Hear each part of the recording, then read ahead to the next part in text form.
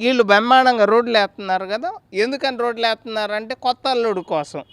కొత్త అల్లుడు ఎవరు? జగన్మోహన్ రెడ్డి. ఈ అల్లుడు వచ్చి ఇక బయటకు నేను సంక్రాంతికి బయటకు వస్తా, అప్పుడు దా రాబాకు, ఎందుకంటే రోడ్లు గుంతలన్నీ పొడ్చాలి కదా. బాబు గారు రోడ్లు వేసారేమో లేదో కనుక్కోండి, రోడ్లు వేసిన తర్వాత బయటకు వస్తా. అప్పుడు ఎందుకని?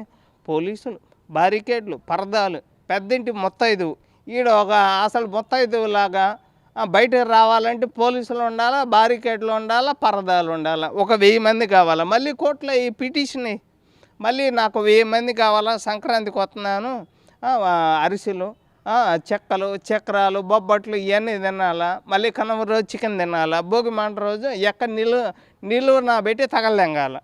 అది పరిస్థితి. కనుమ రోజు మాత్రం కనుమ నాకు ఎందుకు వచ్చింది అంటే ఈయన తగలెంగటానికే వచ్చింది కనుమ. నాకు తెలిసి ఈ ప్రతిపక్షంలో ఉన్నంతకాలం వీడికి ప్రతిరోజు కనుమ పండగ నేనే చేస్తా. ఈడు ఇంకా బతికున్నంతకాలం సీఎం సీటు కాదు కదా, అసెంబ్లీ గేటు దాకమని చెప్పండి.